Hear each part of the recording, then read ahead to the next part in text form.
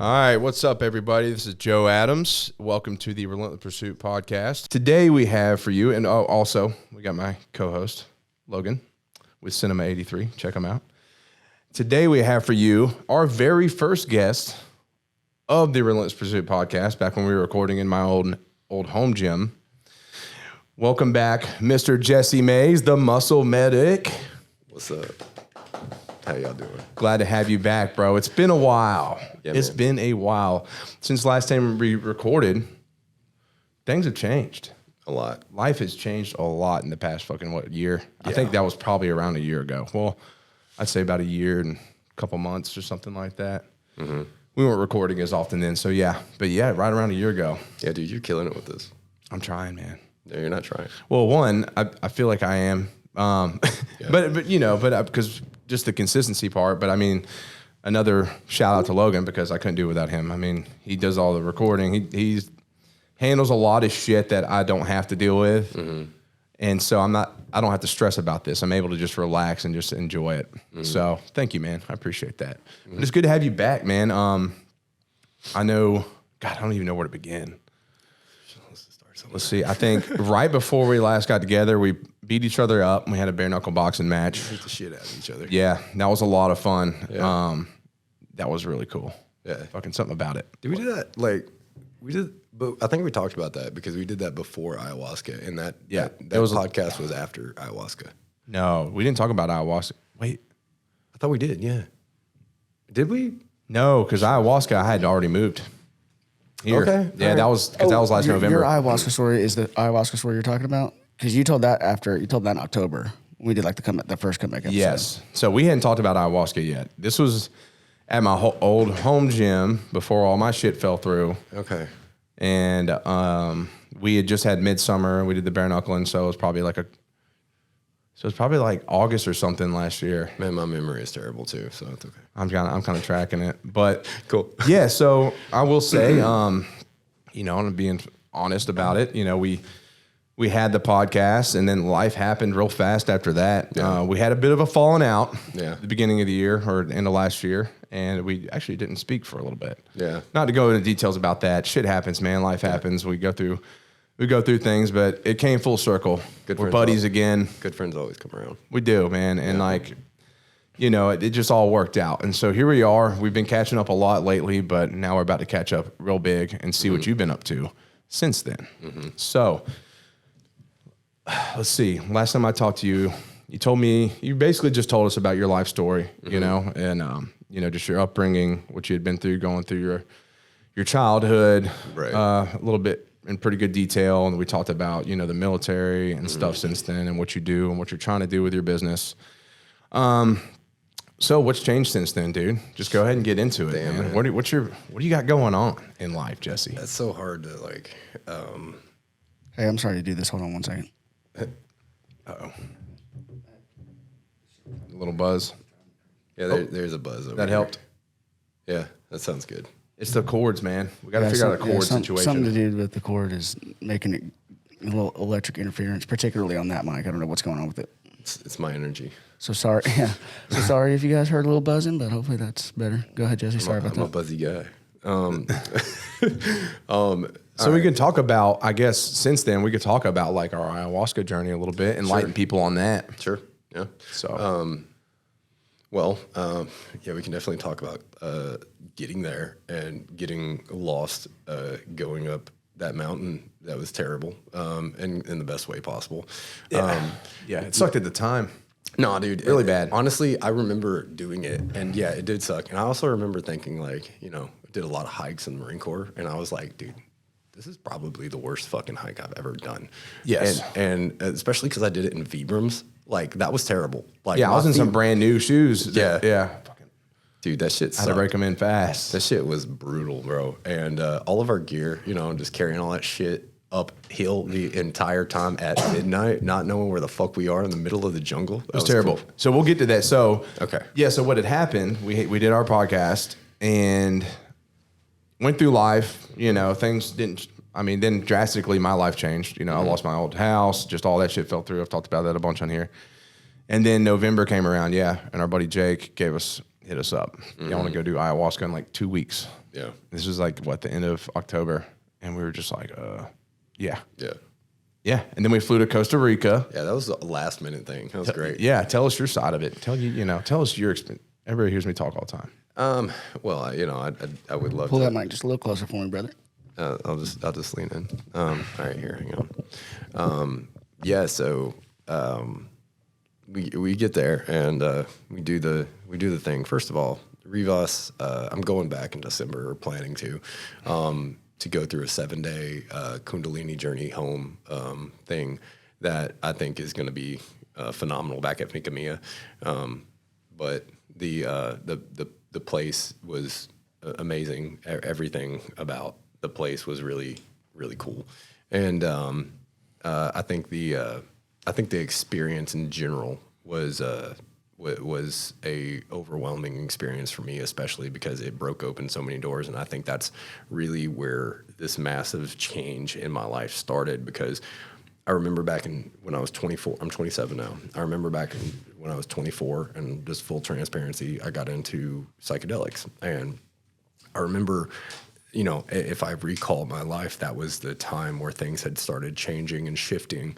And I had broken open a journey door. And all the way from that point to ayahuasca was like its own little segment of a or mini chapters of a journey, like a book.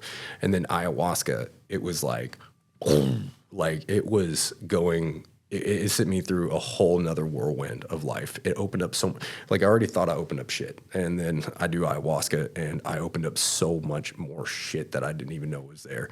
And it was brutal. It was really brutal, because that's where I started internally changing and shifting, and I had to change my ideals and change who I was. And I realized I wasn't being true to myself with a lot of things. I wasn't being true in my pursuits of life. And I had to really kind of reorganize that. And the whole ayahuasca experience was actually really good. Honestly, the full experience of ayahuasca was by far one of the best experiences I've ever had, especially on what I would call a psychedelic. I've done plenty of psychedelics. I've got over like 200 mushroom trips and ceremonial trips and all that good stuff, trying to understand. That's it? Right. Trying to really understand what's going on in these other realms, and not just because I lost my mind there for a while doing it. But I even remember doing ayahuasca and coming back, and I had just no desire to continue doing that. And ayahuasca was different because it wasn't psychedelic at all for me. It was absolutely spiritual. And, the way I consider it, if people said, how is that? I'd be like, it's not in the same ballpark whatsoever. It's a spirit bridge. It's a bridge to your soul, dude. And it was cool because it gave me exactly what I needed. It was like nurturing, got in touch with my chieftain, that you could call, Logan kind of called it like a guardian angel, but it's like you could call it an ancestral spirit too, but it's just me. It's my core. It's like where I'm from. And the whole experience was like uplifting and showing me what honor was, and who I am, and who I need to be, or not need to be, who I am without all the baggage, who I am without all the shit that I'm hanging on to. And it was kind of like that. It was like, hey, look at you. This is who you are, but you can't do this hanging on to everything you're holding on to in your life. Yeah. And then from that point on was like, all right, let's let this go. And that was, I just had no idea how. It was such an overwhelming event. I didn't even want to speak for 2 weeks after ayahuasca, really. Of course I did, but only to you, really. Yeah. I didn't want to talk to anyone. I was so shook because everything had changed so drastically. I had seen who I was and just really committed in my heart before I committed to my actions. That's what I want. And then the energy started changing. Yeah. And then, I can say it wasn't perfect right after that whole experience. For me, it was definitely very spiritual, but I went in with the intention of healing from a lot of shit. Mm-hmm. And I definitely worked through a lot of shit. And it was, the first half of the whole experience was terrible for me. It was dark. And then I just started having all these realizations, and I just was basically just blanketed by all this warmth and understanding of things I never even understood in my life. But really, it wasn't even just that complicated. It was just kind of just accepting these things rather than just trying to peel them all apart. And then, but we came back, and obviously I was the same kind of way, man. I didn't really, I tell people that it was like life changing and stuff like that, which I think any like intense, for lack of a better term, psychedelic experience is going to be life changing, So that being said, but I came back and things were changing, but then things did go downhill for me for a while. Like I had like this period of just like, I could breathe and I felt so good. And then just like, man, life kind of tanked a little bit. It got really out of control, very depressed and anxious and all that stuff. But, full circle, like I got through that phase too. And here we are. That's, and that's kind of the nature of the beast when you're dealing with this stuff, because, we'll get to the part to where I've like gotten really comfortable with understanding this, sacred medicine stuff, but the expansion of what you go through, and this is often what people miss, and this is why people have good trip, bad trip, and then they have all this crazy stuff that they have no idea how to handle, and they're just like, oh, I had a bad trip, I'm never doing it again. Every time you do this, you're expanding your consciousness, and you're really expanding yourself into yourself, and it's good. And a lot of us are like, oh man, I'm healed now. And it feels like it. Right. But you're not. Yeah, exactly. And the reason why is because it's bringing you into a space to show you who you are, but there's also lessons to be had there. And so when you get brought into that space, that expanded space, right, if you don't cooperate with the actions, right, which is going to happen either way, you're not going to sustain that. And a lot of people are like, oh, it didn't work.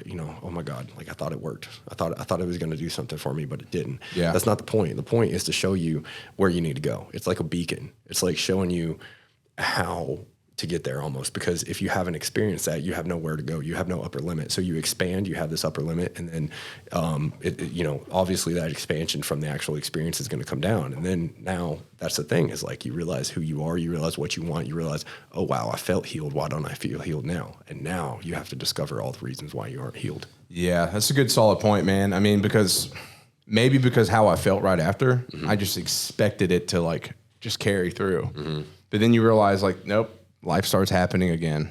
That's totally away from that experience. And then you start going through the same other shit. But the thing is, like you said, it's expanding you. It's opening your mind to all this other stuff.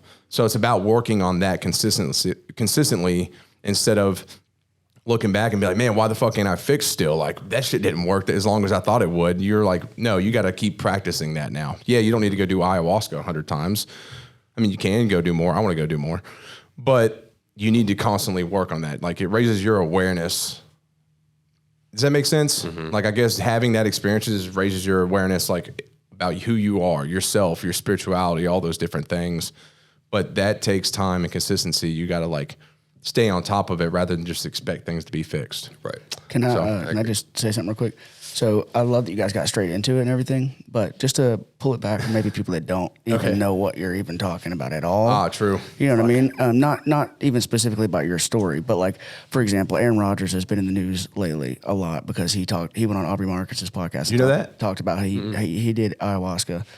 Unfortunately, I don't even know who Aaron Rodgers is. So, trust me, I don't watch. He's a big football star, like the top quarterback. Do you know who Aubrey Marcus is? Absolutely. Hey, I was going to say that's your kind of fucking guy. Big time sports baller. Well, yeah. Well, then watch that episode because it's got. It's really fascinating because you never see somebody that's currently in the position that he's in talk about that stuff because he's still playing. He's at the tip top of his thing, and he came back and won the Super Bowl. Like it said, it totally changed him and like made things just so much. It was pretty fucking cool. Yeah. So, but what I thought was really interesting about that, like the sports media and stuff, I pay attention to this stuff every single day. It's like playing on my TV when I'm editing. It's just that's what I love that shit, etc. But there's this one guy in particular, Colin Cowherd, that I like a lot. But he's got some boomer, like you say, he's got some boomer in him for sure. And whenever that stuff happened, it's just like it wasn't just him, but just a very dismissive attitude about the ayahuasca. Very judgmental. Like, Aaron Rodgers coming on fucking this podcast talking about doing ayahuasca. Great, Aaron. Like that's awesome. Like just like very much like what the fuck are you doing? This is some crazy shit. Definitely referring to it like it's drugs in the bad sense. Just like Aaron Rodgers coming in and talking about that. And so I say all that to tie into my original question is like bring us both of you back a little bit, in particular Jesse, back a little bit as far as like what is ayahuasca? Why would you do it? You know, et cetera, et cetera. Real quick though, I want to touch on that because people that think that way are always going to be trapped in the box. They're going to be always stuck because that shit's scary to people. Mm-hmm. So they talk down about it because they fear it so much and they fear that confrontation of themselves and like on a whole generational upbringing, you know? Yeah, that too. Well, what's crazy about it too is that if you listen to I didn't even listen to the whole thing. I saw a little bit of it. And, you know, it's like what we talked about before with people that, you know, judge or want you to do different things in your life, even though you're happy and you're in a great place, right? It's like, I was so shocked. It's like, did you even listen to what he was saying though? Because he's talking about how connected he felt and how much love he felt, and how much joy he felt, and how it's like. So while you're saying like, oh, he's like acting like he did something crazy or bad or whatever, it's like, but what he's saying is that it impacted him and affected him in all of these positive ways. Yep. So, you know, so I'd like to first point out that like when you're listening to someone and you're listening to someone talk, if you can listen for where the judgment's actually coming from, if you can understand the judgment, right? That's kind of all you need to know. Like if you're, you know, I listen to people talk and I listen where judgment is coming from because like I try, like nobody's devoid of judgment, but at the same time, that is the goal. The goal is to get the judgment out of you, you know, especially. But, you know, a lot of times I don't even listen to people who have that judgmental mentality because obviously, you know, it's someone who doesn't know, who hasn't experienced, who hasn't put themselves out there to even, you know, taste any difference in life. They just know, they know what they're told, they know what they know. And that's okay. But yes, they're clearly not open to it. Very relevant in my life now, I've noticed, is because the people that had the most to say about you and your life and what you do with it tend to be the most judgmental. Mm-hmm. But right back to what you said, they're the ones that are most reluctant on they're the ones without the experience, the true experience of like finding themselves and going diving deep and like basically throwing themselves in the pits of hell to figure out who the fuck they are. Right. And so like I talked about recently, someone said that, like look in the mirror and ask yourself who you are. And I'm like, man, I've gone to hell to figure out who the fuck I am. I've spent a lot of time working on that, coming from somebody that hasn't even scratched the surface on that. And you know, but that's kind of the oxymoron. It's just like, especially once you figure out who you are. You know, I've had definitely a lot of judgment with my path. I've also went a little crazy with my path, but at the same time, my path was so important. Like I've never changed anything. I'd never changed any single thing that I've done because it brought me to the point where I am now, and it's a beautiful place. It's a great place. It's an honorable place for me, and it doesn't have to be the way anybody else wants it to be. And you know, every time the judgment hits, it's like, you know, because I know my spiritual path, working on getting away from the judgment, away from, you know, the dissonance, and coming into the harmony. And so when anyone hits me with judgment anymore, it's just like, okay, well, I mean, it literally doesn't matter. Yeah. Like, and that's a big theme. That was the biggest theme from ayahuasca to now, and Combo and many other places that I've been, and all the journeys I've been, is like getting not only away from my own judgment, but getting away from even remotely caring about the judgment of others, because the judgment of others is obviously coming from a darker place. It's coming from an unhappy place. You wouldn't have judgment about anyone else if it didn't make you uncomfortable. You wouldn't have judgment about anything that anyone's doing or say anything about anyone's doing unless it bothered you, unless it puts you in a place to where, you know, you obviously thought that you thought better. And that's, you know. Dude, trust me, run into it all the time. And, you know, still like separating yourself from that judgment though, I still work on that because, you know, here I am trying to make this fucking something huge. Mm-hmm. And I do worry about what other people think about what I do with X, Y, and Z. Mm-hmm. You know, like, is this good enough? I go back in the, you know, will this be good enough for somebody to come work here or be a part of this or whatever, you know? But it's just like, and it does hold you back a lot, you know? And of course, I've got a woman in my life that's like, Joe, just fucking do you. Right. Always reinforcing that. And like, that's fucking great. Yeah, man, I've needed that more than ever. I've never had that from a significant other. Mm-hmm. So, but I get that constant reminder, which makes me feel really good, you know? But yeah, you still, I mean, while I don't take it like I used to, people judgment or whatever, even, and my self-judgment is worse. Mm-hmm. I've been harder on myself more than any fucking person ever has been. 100%. That's the thing too. You know, but I'm aware of it. Mm-hmm. You know, we're aware of these things. I'm aware that I judge myself. I'm aware that others may judge. Mm-hmm. But constantly working to like really just not give a shit. Well, there's a full idea here that, getting away from that is there's a beacon of your internal self, and the idea of like caring what others think. I mean, in my own opinion, in my own reality and how I've built myself, is that it doesn't matter. And at some point, like, of course, I think none of us are truly jumping off the cliff, but you work at it little bit by little bit. But even if you just jumped off the cliff, would life change drastically if you were just like, fuck it, I don't care what anyone thinks? Yeah. My life is a totem of that, because like I jumped off all the cliffs drastically, and I lost everyone. I lost every single fucking person in my life, including my parents. And jumping off this cliff, you know what? But you got to make space for the people that. You got to clean out the people that don't belong in your life, that are judging you, that aren't about you. And if you just simply be you, if you get rid of all the judgment and you come back to being exactly who you are, then that who you are, first of all, you can be happy with that, because that's who you are. You're being authentic. You're not separating yourself from that. And if you make space for that by getting rid of the people who aren't for you, the people who are for you will show up. No matter what. That's a fact. Yeah. And you've seen that firsthand in your life. You got some great people that showed up for you, Yeah, and I've lost some, man, and honestly, good riddance. Like you said, if you don't cut them out yourself, they're going to cut themselves out anyways. Right. At some point. But I had a couple of people of the year be like, "Oh, Joe," like, and it's weird because they'd be like, "You just pushed everybody away." And I'm like, one, like, I don't really even hang out with anybody. Like, I just spend time with a very small circle. So I don't even know how that's even possible, but they say that. But at the end of the day, my Joey was like, "Joe, man, I was thinking about what you told me." He's like, "Dude, at the end of the day, everybody you need is around you." Right. People that say that, you got to understand that the people that care, the people that are there, they're in your life still. Right. And he said, hold on to that. You know what I'm saying? And it meant a lot to hear. I was like, that's a good fucking point. I want to get back to this, but like I said, like Logan had pointed out, there's probably a lot of listeners that have no idea what ayahuasca even is.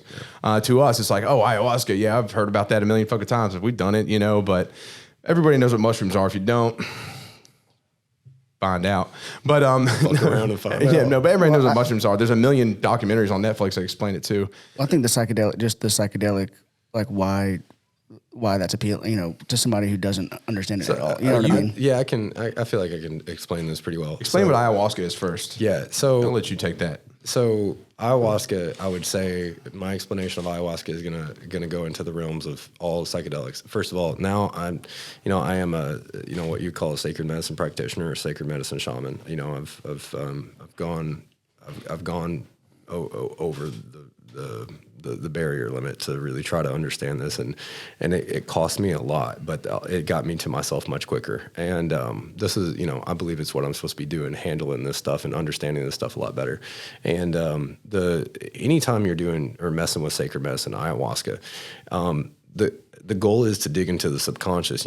So I have a good analogy for this. If you were even remotely curious about what ayahuasca is, the analogy is that, you have 3 stages to an awakening. For a lot of people, there's definitely more, but the introduction to it is like, if you can imagine a row of houses and everybody who is simply living their life within society is kind of standing in front of these doors, in front of their houses. They're like literally just like robots standing in front of their houses.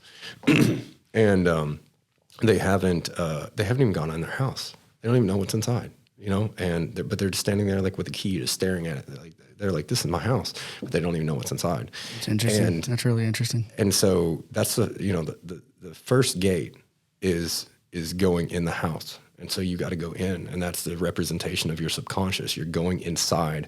And a lot of times, the longer it takes you to go inside, you can do this with meditation, you can do this with sacred medicine, you can do this with a lot of different things. But sacred medicine is probably definitely one of the fastest ways to do that, and that's why it exists. And also, the further away you get from really taking care of your inside, it's arguable. Not necessarily the more you need it, but it's arguable the more you'll be less likely to find it without something like sacred medicine, like ayahuasca. Yeah. And so opening that door, depends on how long you've neglected your insides of your house. The longer you've neglected it, the more you're going to walk in, it's fucked up. Maybe some people walk in and it's just like, man, it's dirty. You need to clean it. But a lot of people walk in, especially like me, even with all my shit that I worked on, a lot of people walk in and it's fucked up. Like it's remodel city, right? Like you got to remodel the whole damn thing. And so this is first gate. You know, you got to go in, you got to clean shit up before you can ever actually walk outside your door. You can't go anywhere else but stand in front of this door in the first place because you are claiming that you have a house and you think you know it and you tell everybody you know it, but you really don't know it. And the only thing that's important is if you know it. And so you go inside, you clean it up, and that's a lot of what you're doing when you're dealing with any kind of psychedelics, but especially ayahuasca. You know, you're connecting to the center. Like psychedelics kind of beat around the bush a lot. I would say ayahuasca just like it kicks the door open and throws you in the house, and whether you like it or not, you got to look what's inside. You got to deal with it. And once you do it, there's no fighting it. Right, you're there. And then you know, eventually you want to get to the second gate, which is that's actually a good. I'm sorry, but we're right at 30 minutes. Oh yeah, so we need to pause. Cool. We'll get to the second gate. Boom. So this episode is brought to you by Relentless Pursuit. Look at Relentless_Pursuit on Instagram, Relentless_Pursuit_HQ for the headquarters. Check out the Relentless Pursuit podcast on all platforms. Like, share, subscribe, all the things. And yeah, we're here just kicking ass. Also, we'll talk about, I'll go ahead and give Logan a shout. Also, we got the Muscle Medic. I'm a bodywork specialist, a somatic specialist. I specialize in all kinds of bodywork and all kinds of biohacking and everything that you can do to enhance your body. If you want to check me out, go to the Muscle Medic on Instagram, the_muscle_medic. And that's where all my booking is taken care of. That's where all my information is taken care of. Unfortunately, I'm still working on a website. So website will be up by the end of the year. Thanks. And lastly, we got my man Logan Hyder with Cinema 83 LLC on Instagram. Check him out. He does all the editing. He does this whole podcast production. Couldn't do it without him. And he does videography and all those other wonderful things too. So yeah, check him out. Yeah. So the second gate is essentially where you come out of your house, and it's you got to go out and come back in consistently for a while. And so the idea is like now you've cleaned up your house at least to some degree, to where you're comfortable leaving it. You're like taking out the trash. Yeah, essentially. You're coming out of the house and you're experiencing the world, knowing what the inside of your house looks like. So this is kind of where you have a taste of your soul, a taste of your identity, a taste of who you are and what's going on.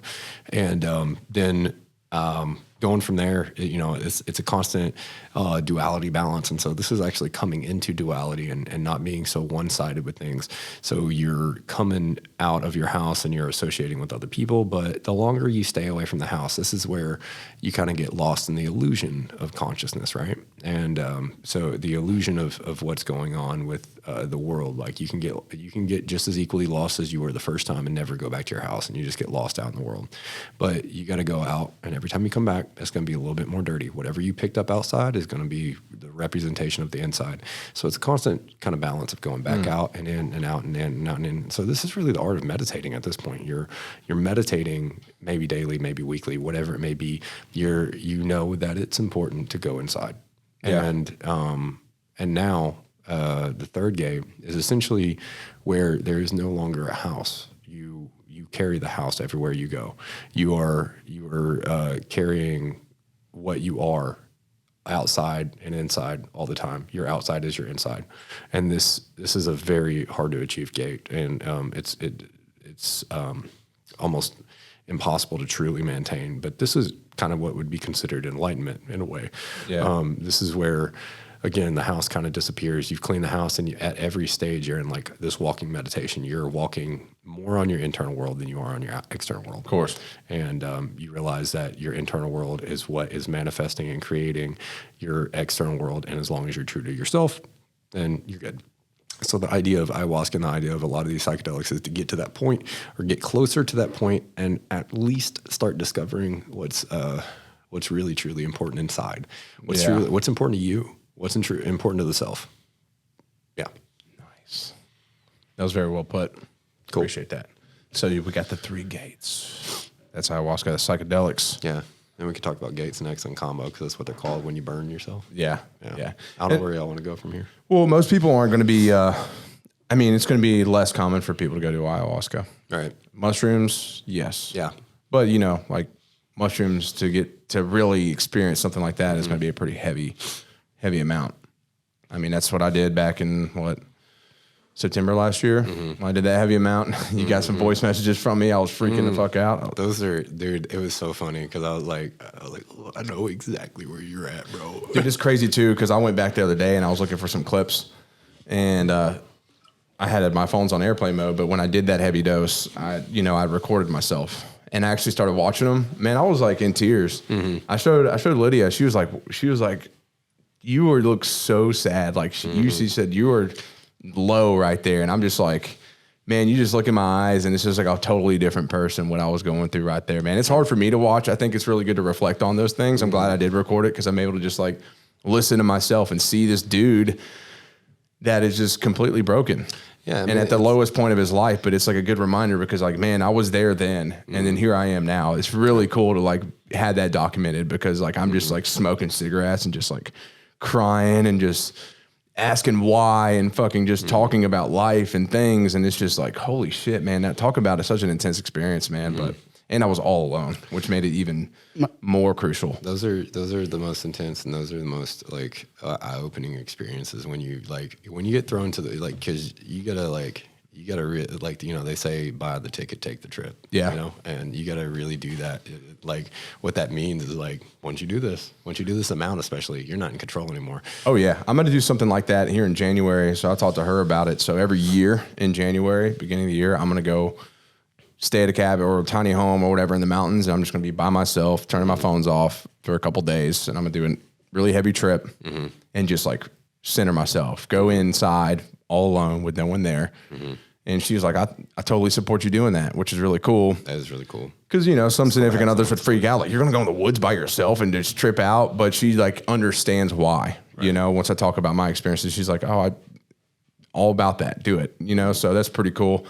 So yeah, I'll be doing that again in January, and I think the experience is just going to be a whole different ballgame, just because where I was at then versus where I'm at now, like my life's changed so much. I'm in the best place I've ever been, most stressed out place I've ever been, but in a good way. But yeah, so I'm super stoked just to see what that experience is going to bring to me this time around. Be totally different ballgame because you never know with these things. It's not always going to be the same. It's like people talk about like, oh well, so and so did mushrooms. They told me it was like this. I'm just so scared I'm gonna have a bad trip, but you may or may not. You might have this and there's no such thing as a bad trip. It's a necessary trip. I can speak to that audience. That's what I was bringing up earlier. You guys just talking about it in general, because that would be me. And that has been me. Yeah, but whenever I'm like, I'm afraid of not being able to let go of control, and I'm afraid of a bad trip. And that's a part of it. I'm just being honest. I think the most important thing for that is like, especially for the audience, but also in general, the best intention is no intention. The best intention is having a solid foundation with understanding what you're doing, for one, which a lot of people don't. And a lot of people take this at parties and everything else, and that's just a bad recipe. It's a tool. Yeah, it's definitely a tool. It's absolutely a tool. And but going in with the intention of like for instance, what you're doing, like I support that too. What could benefit that, or anyone that does something similar to that is like, especially if you're doing it yearly or quarterly or whatever it is, it's okay. We're going to just see what's inside. It's kind of like, because a lot of people have expectations, right? And expectations are bad. Intentions are okay and good. But in my opinion, the best intention, is, yin intentions when you're yielding to heavier doses. Yeah. And what I mean by yin is, so there's yang and yin. And so we can talk about this in prayer.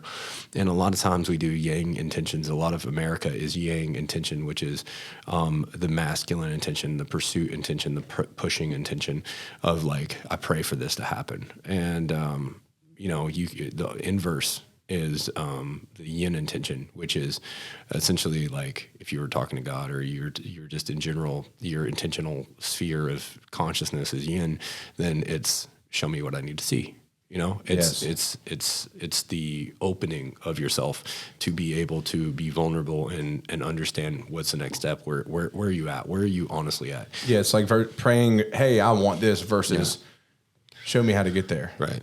Does that make sense? Exactly. Yeah. And that's kind of, I'm more, when I do my prayer, it's more the yin. Yeah. I'm just like, show me the signs. Like, what do I need to do to get there? I don't need you to give it. I don't want to be given it. I have to like pursue it. I have to earn it. But How? Yeah. I know many practitioners and shamans and many gurus, and I think that I think that all of them equally would say the strongest prayer or the strongest thing that you could ask of the universe is show me what I need to see. And a lot of times it's not going to be what you want. No. But it's you ask the words, show me what I need to see. Yeah. And so, it's where you need to go. And also trusting that it's always going to pull you in the right direction. It's going to pull you to you. Well, yeah, exactly. And I think, back to what Logan was saying, a lot of people in our culture look at like, they do psychedelics at a party or like at a festival or whatever. And they do it in their settings that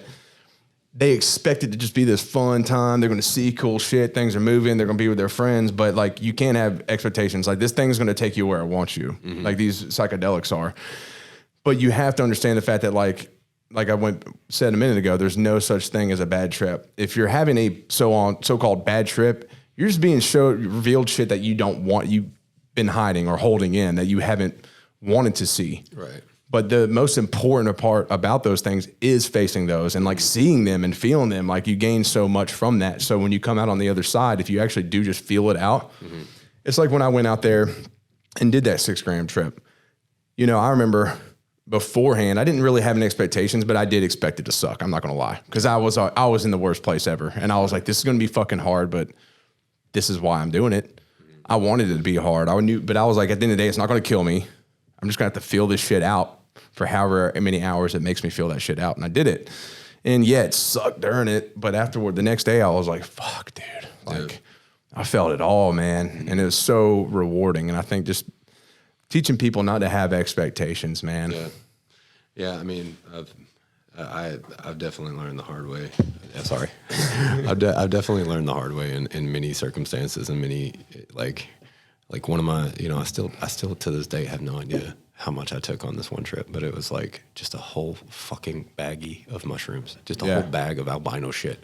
And it was just, there's been a lot of moments in my life where, I've said, fuck it, still to this day, like one of my craziest trips, I've been in some serious low places and, it might be a little much for some people, hopefully not on this podcast, but, I actually did try at one point to kill myself with like pills and alcohol and like, my dumbass mentality had 3 tabs of acid, also not good acid, like really bad shit. Yeah. And I was already there. I already done it. It was already in my stomach and I just looked at it. I was like, yo, fuck it. We're going out with style. Let's do it. Yeah. And, but these trips have definitely been like the most eye-opening of like, holy shit, like the more intense the trip, the more you have to surrender, period. The more you take, the more you have to surrender. You can't expect to go on that. And what's happening on those bad trips is especially the really, really big trips. I would say anything above 5 grams, it's like the universe is shaking the shit out of you. And you're like, you're trying to maintain yourself and you're trying to get on board with it. But a lot of times you need to stop trying to maintain yourself because what you're maintaining is typically a lie. And that universal shake is trying to show you like, this is whatever you're feeling isn't, even though it's a universe shaking you, it's really not. It's whatever you're holding on to. The universe is trying to get you in flow. And so you got to jump in the flow of this stuff. And if you're not in flow, I mean, it's just going to whoop your ass. Yeah. It's going to whoop your ass. But again, the inverse of that is you're whooping your own ass because you won't let go. And you got to let go. Yeah. You got to feel it. Just let go. Just let go. Do it. Yeah, dude, that's crazy, man. I knew this, like one of the heaviest points of conversation for this podcast was going to be psychedelics because, we've done psychedelics together. I know you do a lot of psychedelics and, you're learning a lot about it though. And you're on this whole shaman path. I've cut down on that a lot. Well, yeah. I mean, I believe you have. Yeah. I mean, I can just tell too, because it's easy. I think, like it's easy to almost be too much. And then it kind of consumes your mind and then you don't know what to think, because you still got to like operate here. Mm-hmm. Your body's still going to be on this world until you die. Right. So you still got to be able to operate and function as normal. I hate to use the word normal, but as normal as possible, right? But yet, so how do you bridge that gap? There's something, I don't know how far we're going to get into it, but there's definitely something to talk about how how deep you can go down that rabbit hole and get lost, because I feel like a lot of people have gotten lost in that rabbit hole and missed the point, because at some point, like I'll tell you what, a lot of people have trouble with is understanding a traumatic experience. I can, this might be hella controversial for a lot of people, but I have an argument of why even menopause exists, and why, or not menopause, sorry, postpartum, and the two different things. When a woman has a baby and goes through depression after, a lot of times, this is because they've never experienced something that fucking intense, and you are going to attempt and try your best to relate everything in your life and measure it up to the most intense thing you've experienced. So that's true. Relating, we can talk about fucking brain levels and blood levels, but all of that follows consciousness. It's like, how is testosterone elevated? By doing something challenging and getting through it and winning the challenge, so to speak. How is serotonin elevated? By being productive and having daily grinds, weekly grinds, monthly grinds, having wins. Serotonin is elevated by wins, by internal wins, not just wins. How is dopamine elevated? By momentary satisfaction, by those short bursts of, ahas. All of this follows consciousness. So, my argument with the body is the body follows consciousness, not the other way around. Yeah. And when it comes to psychedelics, people can definitely go overboard, and I definitely have. And then you come back to this world, and you're just like looking at everything, and you're just like, nothing compares. And you're fucked up by that, and then none of it you can't make sense of anything almost. Just because you get stuck in these worlds, man, and this getting stuck is really just a part of your expectations and your lack of understanding, your lack of wisdom, you have all this esoteric knowledge or maybe even just experiential knowledge, but you have drastically let the ball drop on what matters. Yeah, because you do get stuck in that world, and then it affects you on the outside world. You probably remember this. I'm gonna bring it up. Sure. But I remember we had an event we were at, and you just, I throw you on the bus, but I think this is at the time you were using it pretty heavily, right? And you were just like, you allowed the energy of this event and the vanity and all these things to really affect you, and you were like kind of freaked out. Well, and I think maybe that was like you were kind of. Because most of these people aren't going to have the awareness you do, and they haven't been to the place you do. So I don't know. I guess, does that make sense? You see what I'm getting at? Kind of. Being stuck. I want to throw something in there real quick, because I actually almost said this to you earlier whenever you were talking about this, and this came back around. So one of my favorite sayings whenever it comes to this kind of stuff, because I'm definitely not anywhere close to, especially on the spiritual side, like to the level you guys are at. But I think very existentially, very. I would love to have a spiritual and faith based. And I could go on this forever, but the point is that my mind does work a lot in the ways that you guys are talking about. These are fascinating things, etc. I think about death and life, and we're on a rock, and why does this matter? All these kind of things, right? And it's funny because you want that. You want knowledge, right? You want knowledge, and you want wisdom, and you want information and stuff. But it's almost like overwhelming. And the saying, which is kind of what you're talking about, and the saying that Jordan Peterson has brought up, it's not his saying, but he brings it up a lot, which I like, is if you stare into the abyss long enough, the abyss stares back into you. Mm-hmm. Mm-hmm. Yeah. And that's, to me, whenever I heard that, I was like, fuck, dude, that's like so true.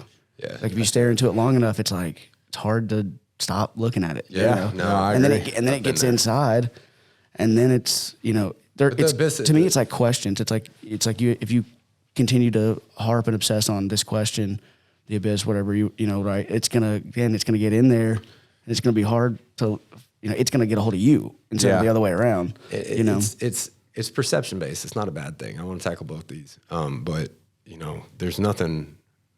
In my personal experience, there's nothing wrong with the abyss. There's people who don't know how to handle it. Everyone who starts messing with the abyss is not going to know how to handle it in the beginning. You have to learn, and you have to learn on your own. A lot of times, when you start fucking around with the universe in ways that a normal human does not, when you step so far out of the boundaries that most people, you're just not going to relate. Period. You're going to have an experience that is so far deep into the internal being and the internal consciousness of yourself, your subconscious at the deepest levels. Nobody's going to relate to that. There's very few people on the planet who do. And a lot of times, especially when you're in a normal setting like this, I don't have anybody around me really like me, who've done what I've done. And it's hard, but over time you learn. And just going back to that, at that event, for a long time, and that wasn't the only time, because I remember we were out, I've discovered different things with different substances like alcohol and everything that makes things worse. Alcohol makes things worse. I wanted to say something about that. Yeah. Okay. I'll let you So, we had that event that had a freak out. We had one event that I was alone, that I had a problem. We had another event that I had, my ex there had a problem. We had another event that was our buddy's fight, Brett. Yeah. And I had a problem. And all of those actually did involve alcohol. Now, when you get into this stuff, no matter how you want it or not, first of all, we have scientific studies on rats that actually show psychedelics improve and grow nerve tissue, dude. Now, again, this can get into everything that I'm writing about right now with the nervous system, but you are expanding your nervous system. What is the nervous system? Your ability to sense and feel and be able to pick up, receive, and put out information altogether. So, I have a theory that the more psychedelics you take, the more you're actually literally growing nerves and nerve cells and all that good stuff, and that you're actually more perceptive to the outside in. Now, when you're doing this, it's very easy to be pretty shallow to other people's energy. But when you start opening up, and especially if you're empathetic and you care, it's on a subconscious level, you can't shut that off. Now you can learn how to manage it. Even now today, I would not say, did I get in that predicament because I started using a lot of psychedelics? Hell yeah. Was that something that was necessarily a problem because of me using psychedelics? No, it was a problem because I didn't know how to manage it appropriately. And so this is where we get into forbidden fruit type shit. Psychedelics are absolutely forbidden fruit because you can go all the way into knowledge and have no idea how to handle that wisdom. And so when you're out there and you've gained all this perception, you've gained all this ability to pick up information, and yet you on the inside haven't changed. And what's ironic about that is that psychedelics are hard to get your hands on, like they're illegal, what the fuck ever. But then alcohol is readily available, but nothing but negativity typically comes from alcohol. Like I drank too much whiskey the other night when we were recording. I felt like shit all the next day, What makes your mind for me, it makes my anxiety really, really bad. You gain nothing from it though. Like that's the thing. And the people that sit there, and there's a lot of people that sit there and judge you for doing psychedelics, but they'll get drunk. But you gain nothing from getting drunk, except it really is pretty negative. It is. I won't drink anymore. Period. It really is poison. It is poison, but it's in my firm belief, I'm not going to necessarily. Is there a time and a place? Maybe. I don't know. Not for me. I believe it's poison to the soul. I believe that it's deadening to the spirit because I don't know that I'd be here and be able to function how I did without my consciousness and without my spirit driving the boat, because I'm not driving the boat. My spirit is. And when I drink, I lose that shit, man. You lose control. Yeah. And that's not okay, because I've prioritized my consciousness, and you look at the people who are drinking a lot, what's it doing? It's deadening the spirit. It's deadening them to, they drink because why? To deaden things, to get, some people drink to party and enjoy. Why do you have to have a drink to enjoy? Why? What's blocking you? What's stopping the, and that's controversial, and I'm not trying to be dogmatic on that. Some people drink just fine, and some people are okay with this and have happy spirits and happy souls. I do believe there's some people that are just so damn pure and so great that it doesn't even matter what you do. Yeah. But at the end of the day, there's a lot of people who are utilizing this to have fun, to socialize, and also to just get out of their head and forget about whatever the hell is going on so they can do whatever they enjoy now. Exactly. And, to be honest, like the older I get, the less drinking I do. Like I've just started to dislike it even more. Maybe because I do have so much purpose and like fulfillment and happiness in my life that I just don't really care. I went to the beach, and typically in past years I've gone to the beach and I'll just start fucking drinking. As soon as I get up, I'll get some tequila and some orange juice, man. Throw like 3 shots of tequila in there and chug it down like 8 a.m., right? And I'll just day drink all day. Then I feel like shit. I can't eat, I feel just sloppy. The sun's been draining me. It's just a terrible combination of things, as opposed to, just simply going to the beach this year, and I was just enjoying the moment, man. Just enjoying it on a whole different level. No alcohol involved. And I already had memory loss. And I swear, alcohol, even if I don't get fucking blacked out, which I haven't done in a very long time, I still forget a lot of shit, dude. It does wipe my memory. And I just hate how it makes me. I will say I do really good with wine, man. Wine is like my go-to. I love my red wine. And I actually do pretty well with mead.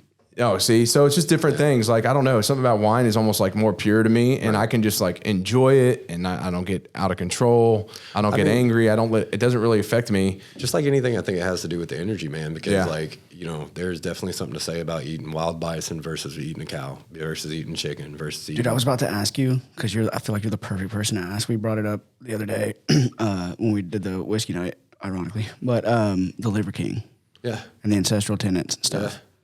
What do you think? I feel like you're pretty ancestral. I mean, is that all nonsense? Oh, man, that's the greatest question in the world. Honestly, I think the world of that motherfucker. Really? A lot of people don't, man. A lot of people feel like he's ridiculous. Fuck that, dude. Roy said the other night, what did he say? He said it's all a gimmick or something? I don't give a fuck, man. He thinks, I mean, it's the thing, though. Everybody's got their opinion of it. I'm not a huge fan, to be honest. Yeah. I think a lot of it's kind of goofy. But I do appreciate his consistency and his willingness to just get out there and not give a fuck and do his thing. Exactly, man. Here's the bottom line. Why do you care? Everyone is talking about this, and you know what? Why everybody is talking about it? Because you got two options, man. You're not beating them. First of all, he's made it very clear you're not beating that motherfucker. Yeah, you're not beating the Liver King. He doesn't care. He does not. Nothing you can say. He's displaying against the world. You don't care. So either you're trying to beat the shit out of him, or you're jumping on the train. And either way, man, I look at him and I respect the fuck out of him, especially because I know his backstory. Now, I don't, just like fucking. I ate Brian Johnson. I ate that motherfucker, dude. He's dead. He didn't.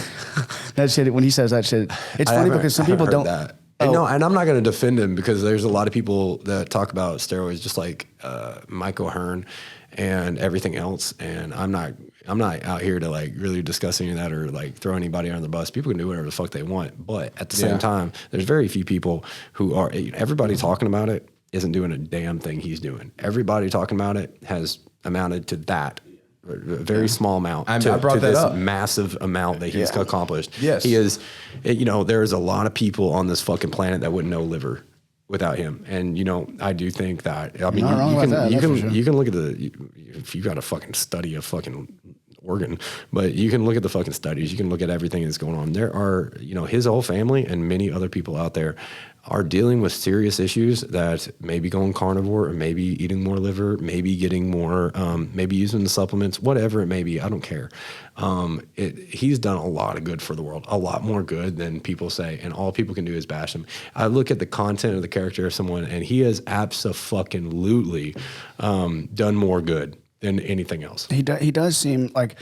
Is he extreme and extravagant? Fuck yeah, but that's also, guess what? That's marketing, and he's doing. And that's why people are talking about him. Yeah, the shit he does is like he's always out there, and people always see it. And yes, a lot of it's extreme, extravagant, ridiculous. Right. But like, that's no matter what you think, you're talking about him. I think the steroid thing. Like, I don't know enough. I mean, at a glance, I don't know shit about it, so I'm not going to say whether the dude's on steroids or not. But he's also pretty short. But, he is short. That's another thing, and also like. I don't know how he really trains, but at least what he puts out there is like pretty intense. Yeah, well, and like what you were saying about, and again, I don't really have an opinion one way or the other about steroids, but like one thing that I do think is interesting is like people act like you take steroids and then like you don't have to go to the gym and work out still, or like you don't have to whatever. But I think just to kind of paint that picture real quick, we're about to have to. I'll just reset it, but basically the point I was going to say is that the steroid thing I think comes up with him because he basically preaches it as if he got that way doing his stuff. Yeah. You know what I mean? And I think that's where people get, maybe don't like it is because they're like, you're basically portraying it as if you got this way doing it your way when actually you took steroids. Which, again, I don't know if he did or not. I'm just saying that's what people's thing is. It's like and it's kind of unfair because he lives in 2022. But like this is not a real example. But like if they saw him driving in a car, you know what I mean? Be like, oh, your ancestors didn't drive in a car. You know what I mean? Like that shit doesn't make any sense because you can only live in unless you're gonna go out in the fucking world or go out in the woods and be fucking naked. It doesn't fucking matter. Yeah. Dude. Well, there's only so many. So and far also, can, but you know? again, he's trying to do right by people. He's trying to do. And that's is what I he was trying gonna- to sell his shit? Yeah, but it's not bullshit. That's what I was At going to least say. it's not bullshit. Like, to your point, I don't look at him as like he's doing it like a con artist though. Right. You know, I don't get that vibe from him. I get a vibe from him of like, of that he believes in what he is saying and what he, you know, he believes in his shit. And Right. if you want to go do it, you know, cool. Then if not, that's Man, cool too. But he doesn't seem like he has the intention of trying to manipulate people. Is my point. Man, I would argue that every single bit of marketing, period, out there is at some degree, some level, conning the fuck out of you. Hey, look at my fancy new product and why you need it, right? Do you really fucking need it? We were talking about anxiety and like getting excited and We were, but you also wanted to do Libertine, so whatever. Yeah, no, I mean, we can go into that for sure. We were talking about energy, you know, off camera. That's what it was. Before I forget, I feel energy super. I have that. You know, I have that. And, Right. And I don't know. I kind of thought maybe that's not like that's just normal. Like everybody does that. Not And everybody, then, no. And no. then like I mean I feel it. Like somebody don't even know they walk in the room. It's like that's not. I will a say good, like, psychedelics emphasize that. Yeah, though. because Like- the more it's about getting more. It's like a into- radar, dude. It's Yeah. like you were saying. You know, I was very open that I had some negative energy this morning, but you're basically like, yeah, I can feel it, I can see it. You know what I mean? And it's like I feel that way too when I'm around people. It's like I can feel it. Bro, Yeah. the most important thing you can do, which is very controversial, and people get upset and triggered, but is identify it because. Identify the energy you're feeling. Yeah, well, identify the energy that you feel, and also identify it in the room, because you know it might be a little fucked up, but like bringing it up and showing, you know, kind of being like, hey, I at least feel this way, in intimate connections, you know, like this, you know, in this room. If you don't know the person, it could be pretty triggering, because it is pretty triggering to be like, hey, your energy's fucked up and you're fucking me up right now. But Go now, get out of here. right. But like we were talking about with mindfulness and awareness, bringing awareness to it. And just saying, hey, the my first step. It's my the energy, only- yeah. And just to finish that up, what I was going to say is that, because I think this would be interesting to hear what you think about this, especially because you feel this way so much, you know, the energy stuff. You know, and other people's energy and that kind of thing. But I thought that it was, like I said, I thought that was just like something that people like, oh, you don't feel the weird energy off this dude, or you don't feel like awesome energy, you know, whatever. And yeah, somebody just told me one time, basically, you know, straight up, it's like that's a gift. That you're able to sense that to that level, like that's a gift. And Some then people are so oblivious. And then I was like, damn, I guess people don't really. Man, feel that. people don't, and you know that's you know, I've been like this for a long time, and psychedelics definitely emphasized the fuck out of it for me. But even before that, I've been like this, and you know, it took me a long time to even recognize that. Like even between me and you and the other circles, is like, fuck, I didn't even know people couldn't feel like what I felt. I felt like it was normal. I felt So like, you expected everybody else to. yes, Exactly. Yeah, and exactly. We know. Yeah. And that gets you in trouble, but that also sucks, because how do you know that? What kind of experiences? I mean, I've had to have a lot, but what kind of experiences do you have to say, like, you know, I went through most of my life because the energy, like in the Marine Corps and in several different instances of serious complications, I was upset because I felt like people were fucking retarded, and I didn't understand why people couldn't grasp simple fucking concepts. They weren't simple. They weren't simple at all. I was reading so far into it. I didn't even know how. I thought it was just, fuck, man. I didn't think there was any difference between me and you. But there's definitely differences in awareness and consciousness and where you come from, your upbringing, everything. And I mean, we can get into soul lineage, we can get into DNA, we can get into all that shit if you want. But there's definitely a difference in consciousness. People don't like that. People don't like the differences in hierarchy. They don't want to feel different. I am much more aware than many people, and it's because I work on it. And I mean, somebody who doesn't sit with themselves a day in their life is going to get really fucking mad and be like, "Oh, you think you're better than me?" Absolutely not. Oh, No, the comments on YouTube for this one are going to be fun. Oh yeah, fuck it. But you know, they're gonna feel like there's a betterment issue, and it's like, no, dude. But I have worked on my senses, because my senses, I've quieted my mind, and like when you govern everything by the silence, right? There's sound in here, but the sound in here doesn't have anything to do with the silence, because the silence is always there. The silence is God. The silence is holding everything together, and everything is happening on the backdrop of that silence. Nothing could be spoken. Nothing could be happening. No birds could be chirping out there without the silence in the background. The silence is eternal. And if you just focus on that silence, you come into being. And when you start coming deeper and deeper and deeper and deeper into that silence, you realize that there's a lot more fucking noise going on. And that's what you're feeling. You're feeling the energy. And it's not necessarily the silence of hearing. It's not necessarily the lack of smell, the lack of sight, the lack of anything. It's not the lack of. It's just going deeper into, a lot of it has to do with feeling and existential shit and just like knowing, you know, it's like people will always question your intuition. People will always push aside what you feel and your intuition and tell you you're wrong and everything like that. But a lot of times it doesn't matter what the fuck anyone says. At some point, when your intuition tells you this, you ignore it, you get a slap on the ass. You ignore it again, get a slap on the ass. You ignore it again, you get a slap on the ass. At some point, you're going to be like, yo, I'm fucking trusting my intuition. I'm not fucking... No, I kind of like that. I just ignore it on purpose then. Shit, no. Ass slapped all day. Universal spanking. Sorry. I'm being a freak on here. Yeah, no, I would...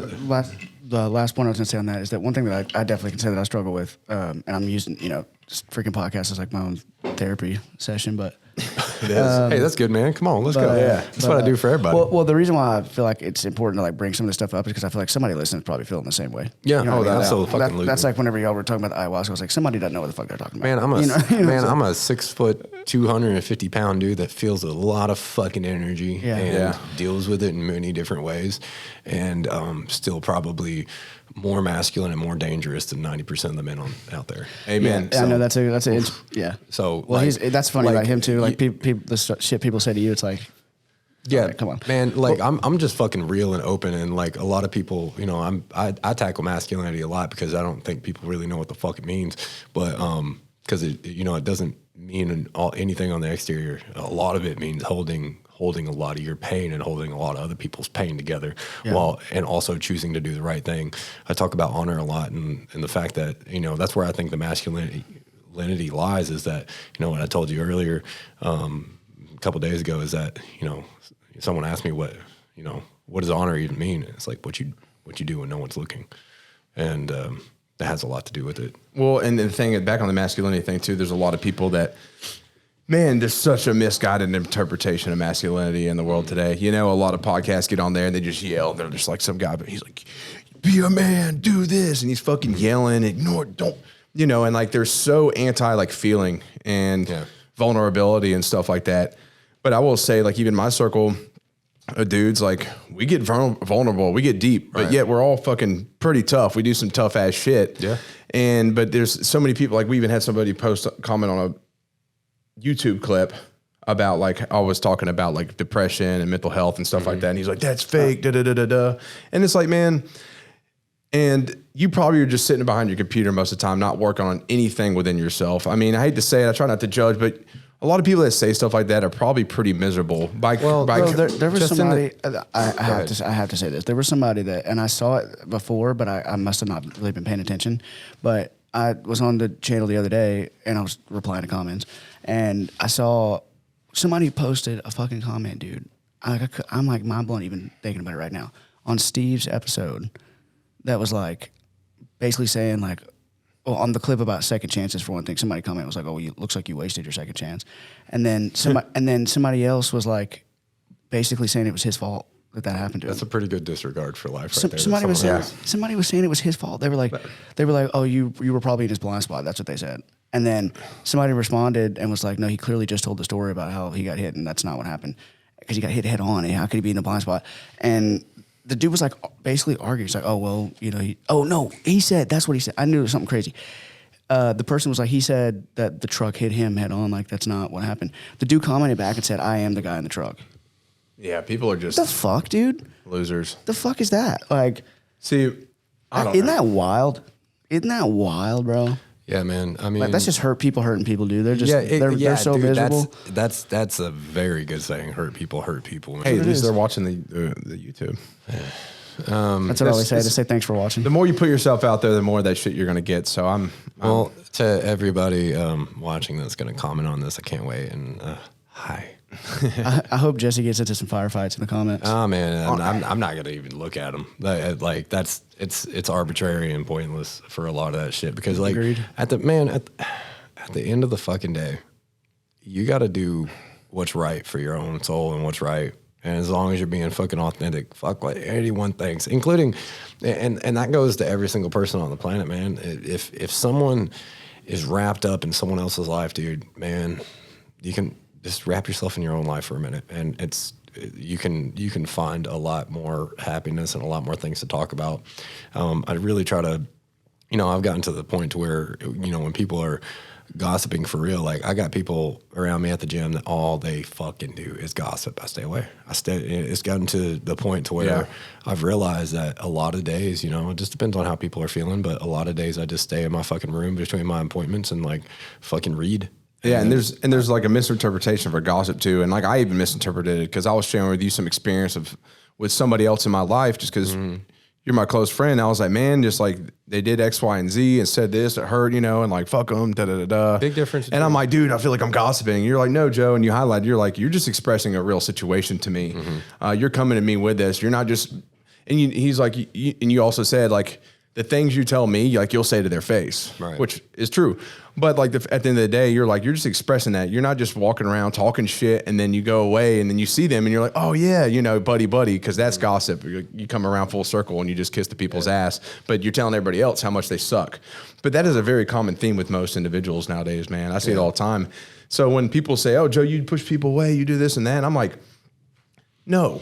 One, I don't do that because I'm literally stay with I spend time with my woman, my tribe, my family, like pretty much all the time. I hang out with Logan probably more than anybody else than them. And because like I want to avoid that. I want to avoid gossip. I want to avoid talking about people because I want to be here having good conversation, sharing quality, giving people quality content, talk about deep, meaningful stuff. We're not sitting here talking shit about people.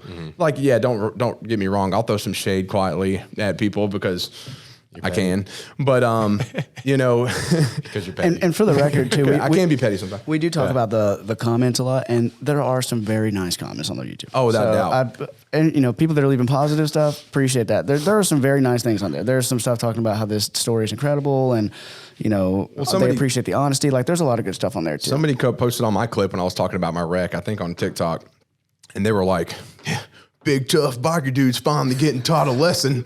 And I'm like, thanks. Like I just explained how I almost died and all my injuries, and that's what you gotta say. But I kind of laugh at it. I'm like, man, people are buttheads. So on the masculinity thing, I want to just to kind of bring the plane back in a little bit, Jesse. One person also, I'm curious if you know them, is Andrew Tate. Not really, no. I just learned about him. Not really. On this podcast. Well, I never knew. I'm not even gonna go into the whole thing, but basically, he did say something one thing that I really like is that, essentially, like with the masculinity stuff, I was talking to my dad about this the other day too. He liked it a lot. Essentially, people kind of portray, if you're trying to portray it this way, you portray like strength in men and like position and authority in men as something that they're automatically going to use to abuse and oppress somebody else, right? And so the kind of inclination or like the, what you're kind of saying there is kind of like what we would consider as like a strong man is somebody who's going to oppress somebody. And it's exactly backwards. It's the weak men. It's the weak men that use their power and authority and those things to oppress people. Yeah. So the whole masculine thing is completely, that's why it's such a hard, almost even a hard conversation to even have because you're talking about exactly opposite things. The strong men are the men who protect, are the men who make sure the weak men aren't out here doing all, and it's lift others up. It's an extreme example, but like, strong men, like genuinely, like character-wise, strong men, real strong men, aren't the ones that rape people. That's a weak man that does something like that, that physically overpowers somebody, And so yeah, you were talking about masculinity, and I just kind of want your thoughts on that as far as like how how that's kind of viewed. Strength in as a man is kind of viewed as like, you're going to use this and wield it on people, but it's actually a good thing. Again, the weakness is not, the strength is in the fact that that's not the kind of person that you are, right? And so the people that do that are inherently weak already. And so it's a backwards argument, I think. Okay. I think I'm gonna quote Jordan Peterson that you should absolutely be a fucking monster and learn how to control it. Yep. And that has been like the essence of my fucking life. And I think that at the end of the day, if you have experienced a world that has absolutely given you no reason to be kind, and yet you're kind, if you've experienced some of the darkest fucking things on this planet and you can still stand up for your heart and what's right in other hearts, if you can have nothing and give everything, and you can be in the middle of a fucking chaos storm and stand, like these are all attributes of masculinity that I believe in. Yep. They're different. I agree with that 110%.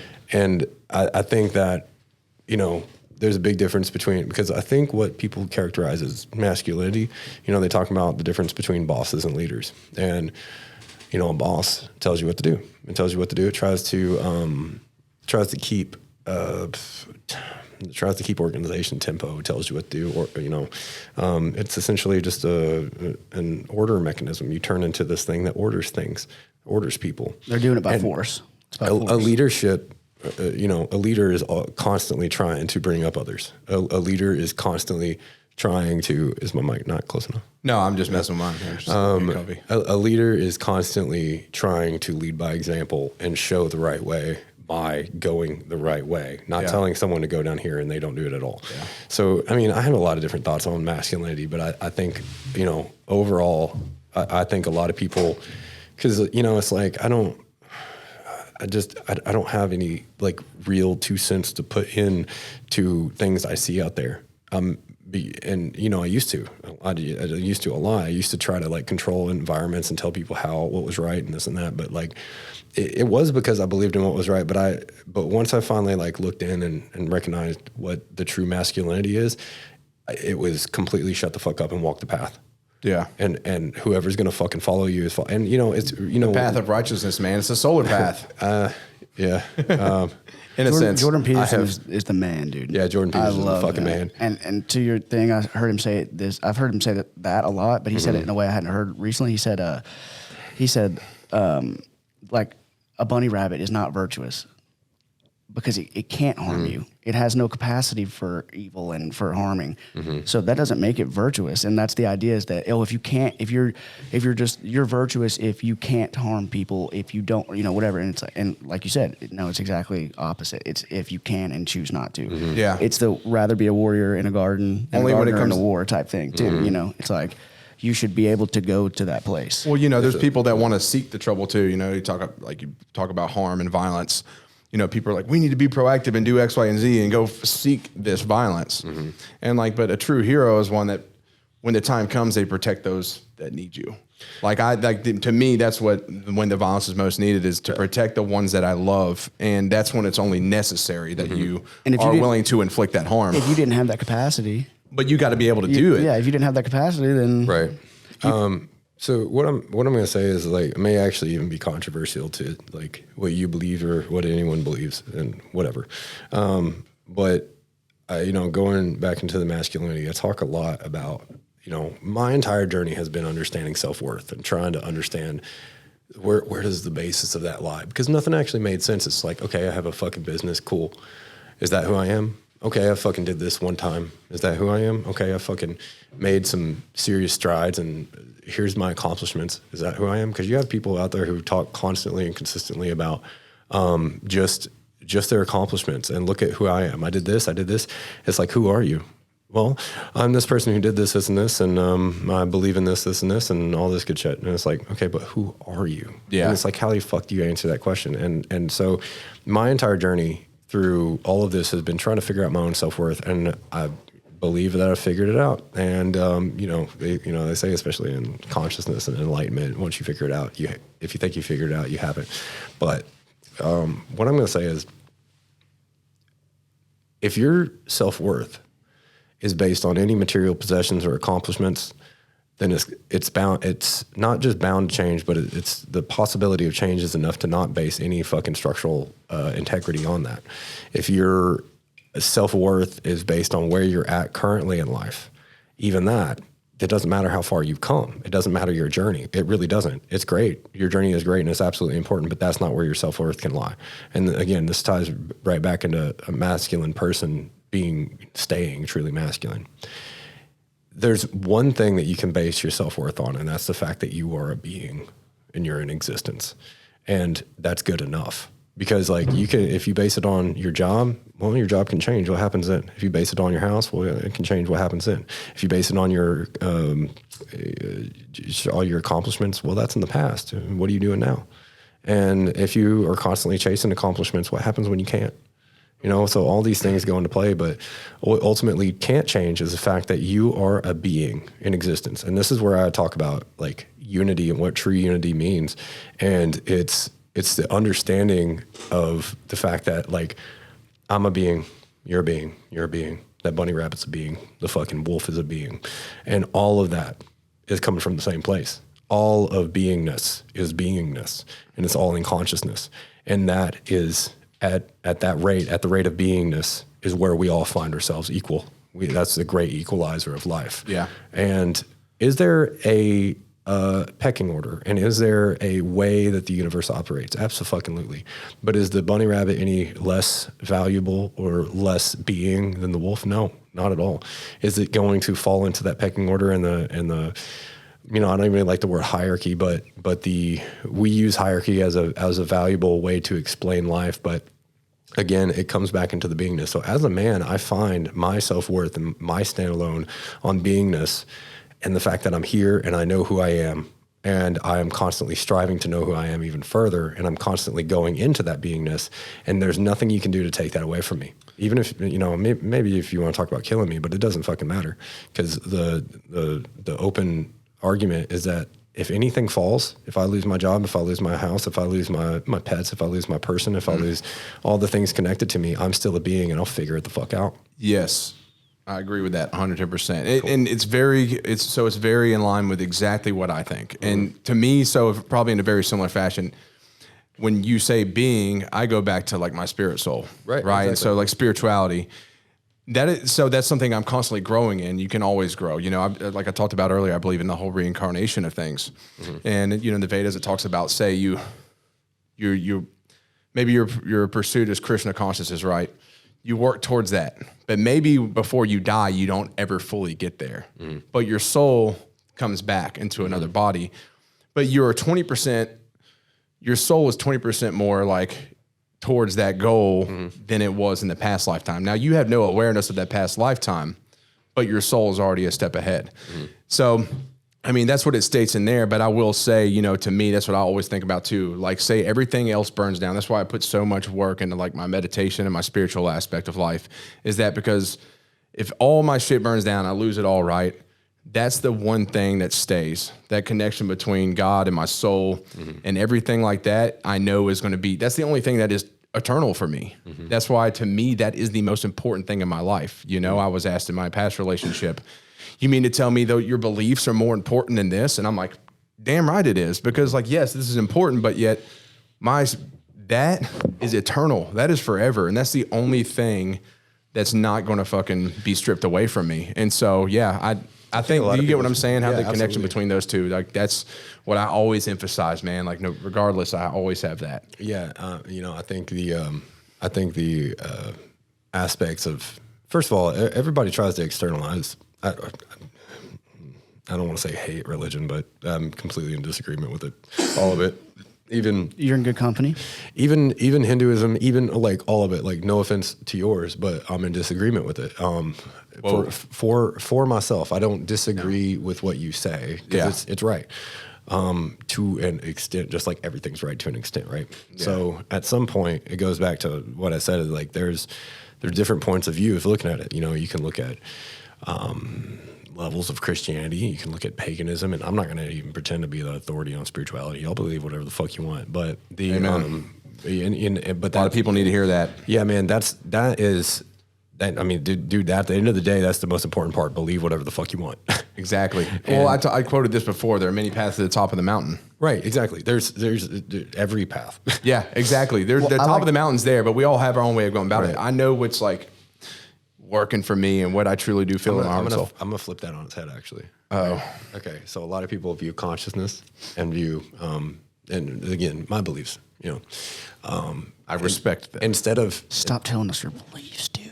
Stop it. I'm gonna drag my ass across your fucking carpet. I don't even know what that means. I always hated when he said that. I don't know what that means. I picture it and it grosses me the fuck out. Oh man, I don't know what it means, legs but up and everything. Oh, God damn it. Yeah, man. I think I kind of get what it means now. Ew. It definitely sounds scary either way. What dogs do. Dogs do that shit when they got a fucking whatever. Yeah, that's what I do. But anyway, I'm consciousness. fucking sick of your Consciousness, fucking my carpet. bad. All right, so I love how we go into consciousness and then we go to carpets. It's great. I don't even know. All right, and I got a good friend of mine who cleans carpet. If you need him, let me know. You're not coming over. So, I think, to flip that on its head, you say there's many ways to the top of the mountain. Well, if we invert that and, we look at it like a fucking pyramid, right? And we think that, a lot of people start at the base and, here's the tip of the pyramid is God.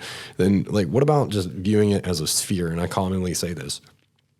The way I view whatever belief you want to put it as, we can make it simple because I don't like names and I don't like things that are tangible to the human experience because I believe that consciousness and I believe that God is much more simple than you could imagine. Everybody's trying to figure it out.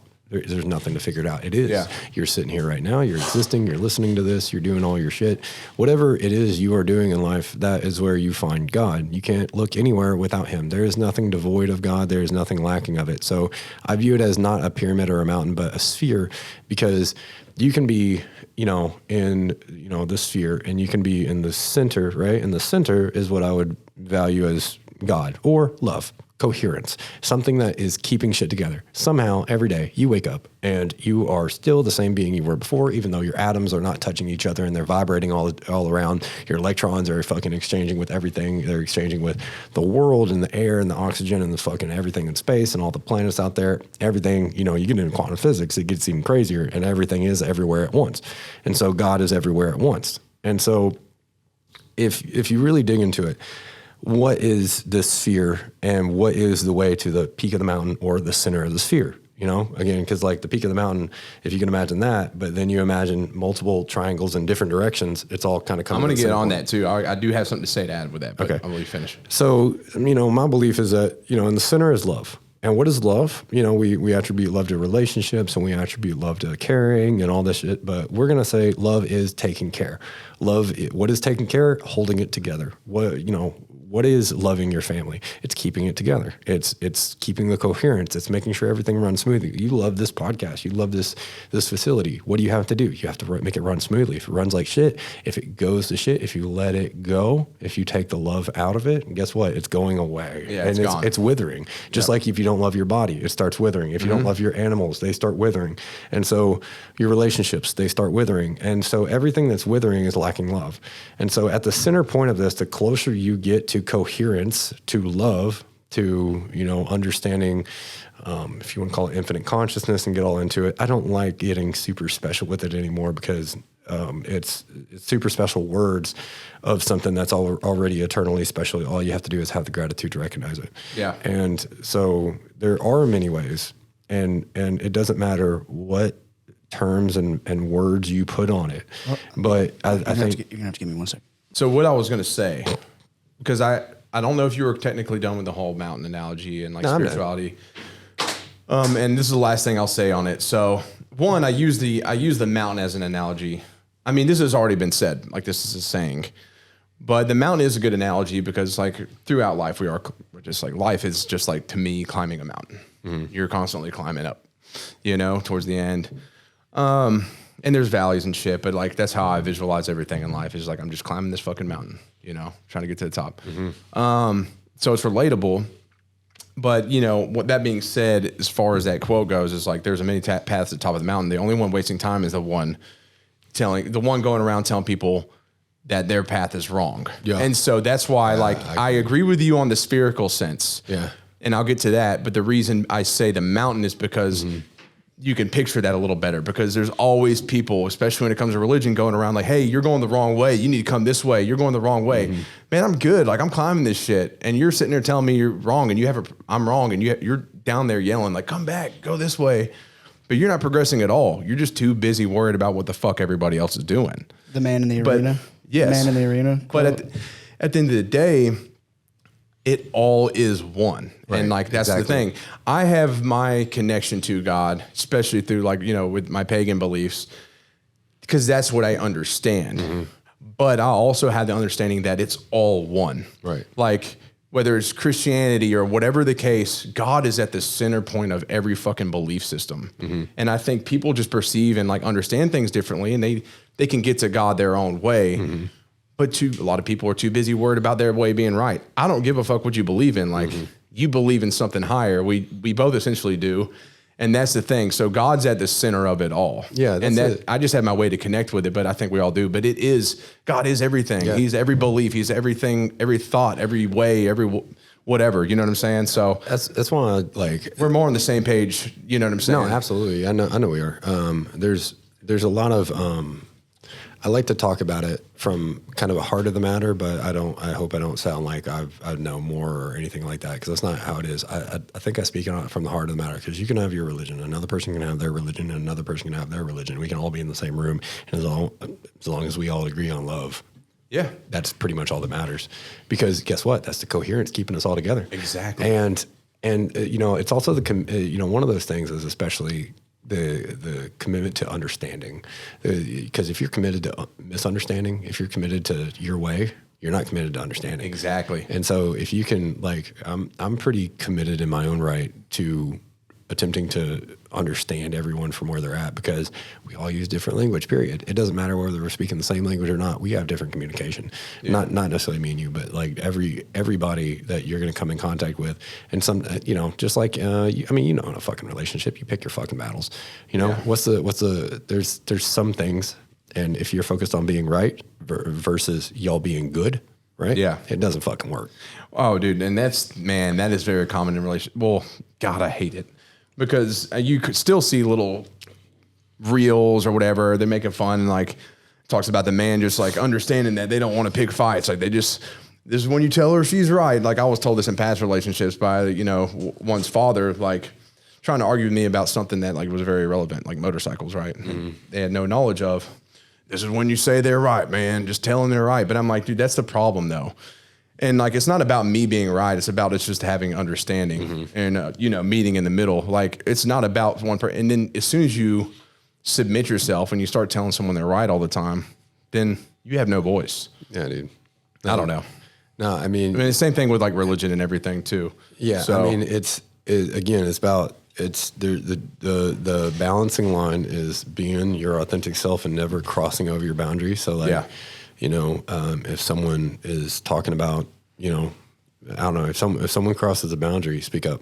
Yep. Right. But if it's not a boundary of yours and you really don't give a shit, and not necessarily in a bad way, like don't give a shit, but if it's like, why would you pick that fight? Like you could be absolutely fucking right, but it have nothing. It's like, it's not worth it. It's just like, not even not worth it, but it have no pertinence in their life. Like what is if you're right and they're going to use none of that knowledge, the fucking point. That doesn't make any sense. Exactly. You're just trying to stir shit up. Like you're saying, by responding to somebody who they're not going to like listen anyway, basically, or just not taking it personally. Yeah, just not taking it personally. I was thinking about the not taking it. Yeah, I was going to say that. Yeah. No. Okay. So like, just in general. And how do you do that, by the way? Because that's an ego check, right? Whenever somebody comes at you on a real personal level, how do you stay above that? I know me. I know me. They don't. They're not me. They don't have to go to bed with me. They don't pay my bills. They don't do any of my shit. I'd fucking have to take care of me every fucking day. And if whatever they have to say doesn't fucking matter at the end of the day. Like, I am respectful of you as a person and I appreciate your opinion, but it doesn't fucking matter. Your opinion of whether I'm good or bad has nothing to do or affect me. It has absolutely nothing to do with me waking up the next day and doing my shit, because at the end of the day, I'm going to do what the fuck I want to, because it's my life. And some of y'all this goes out to. You know, it's just like, huh? No, good. Yeah, it's you know, all of that shit is just like, it doesn't. It's if you're not waking up with me and you're not going to bed with me and you're not fucking, you're not doing any of the shit in my life. Doesn't Sorry, matter. dude. Like I appreciate you, but even if you had a disagreement with me and the disagreement, I value your opinion and I value who you are as a person, because I see that, you know, we have a lot of similar traits. But like, for instance, if you had a disagreement with me on like maybe how I heal people and everything, I'd be like, okay, that's cool. I appreciate that. But I also understand that you don't have as much experience, right? I don't care. Yeah, that's true. Just like Sure, horse. Yeah, exactly. And you know, you have your horses. I'm not gonna fucking do anything with. Like, Yeah. you got so much shit that I like. For instance, I can't tell you how to box. I'm a decent fighter.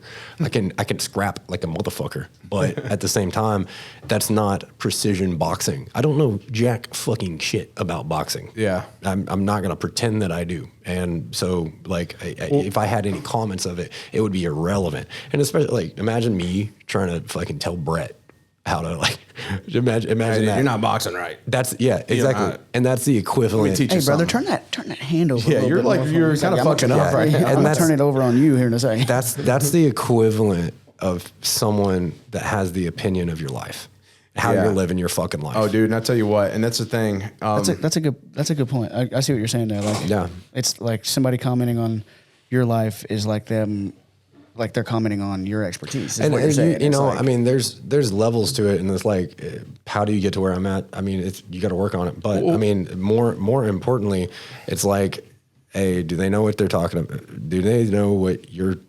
Do they have any idea where you're coming from and what you're talking about? And the most important, do they have your best interest in mind? And if they don't, if they have your best interest in mind, typically they're not going to come at you very hard at all.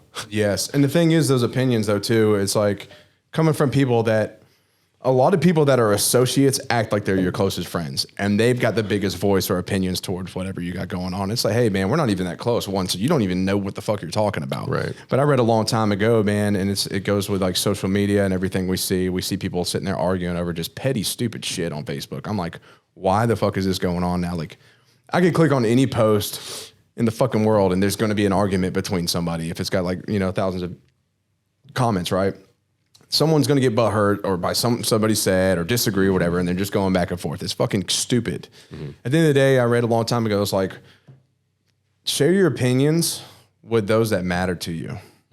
And I always come back to that, man. Like, I've got a million opinions on things. I see certain posts or different stories or whatever, and I'm like, man, I don't agree with that. But it's not my fucking job to go tell them I don't agree with it. I sit down with my woman or my family or my closest people, and that's when I talk about opinions. And yes, we still will probably disagree on some things, but we talk about it and we just try to have a deeper understanding of where this person's coming from as opposed to telling the other one they're right or wrong.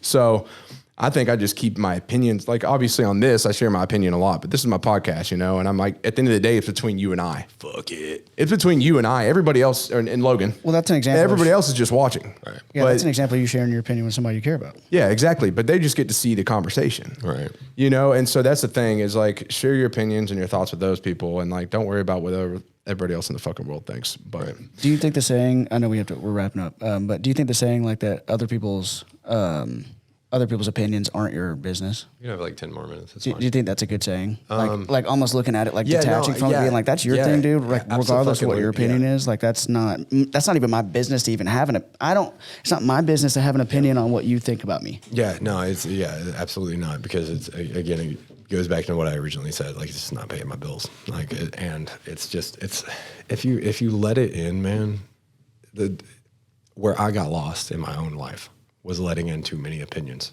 right? Because, for instance, like relatable. in our group of dudes, right? I know that there was a lot of opinions on how I should have handled shit, and that's okay.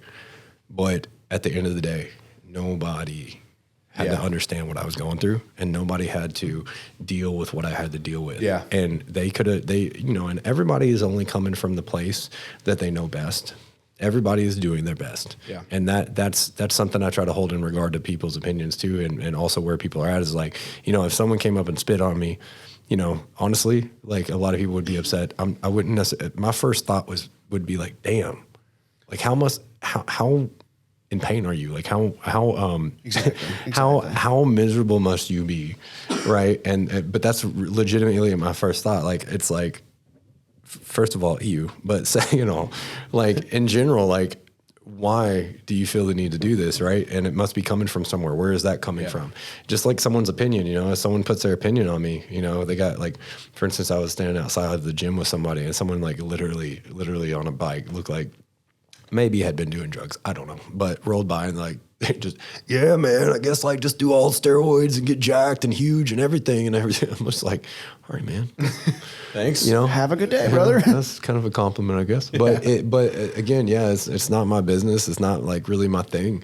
You know, at that point that, you know, I'm going to say that very moment, it was kind of like in my head, I was like, man, that's ridiculous. Like, why are people like that? Yeah. But at the same time, even that is kind of wrong to me because it's like, there's no fucking point. Yeah. But no even point. you've changed a lot too, because we talked about how like the group of guys, you know, everybody had their opinion, and that very much so. But there was also, you had your opinion. Yeah, you know, yeah, you told me definitely. since then, you're like, dude, maybe I've realized now that I don't need to push my opinion and my ideas onto other people. Dude, and yeah, I think so by doing that, you're also it's also been pushed up against some hard-headed motherfuckers, and I think just the delivery on both sides was wrong, right? Well, no, but you've grown. We've all grown since then. And you know, a lot of that, you know, I'm not gonna take any brunt away from that because a lot of the opinion on me was because I pushed my opinion out there, you know. Yeah. And you know, the more that's another thing for the world and everything is like I have realized firsthand because you know I'm not speaking. I am speaking from experience. I'm speaking from someone who was like this, who has been like this. That's why I know. Yeah. And the understanding of it and the understanding of the more that you push your opinion out on the world is going to push their opinion on you. Agreed. You know? So that's, yeah. Yeah. Hell yeah. Well, we're out of time. Yep. I wanted to get into more shit, but obviously, you know, we could go on and Round 3.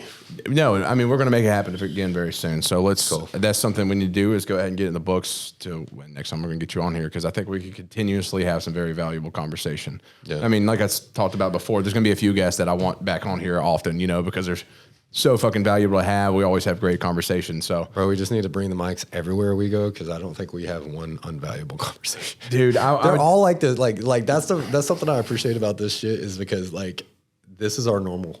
yeah.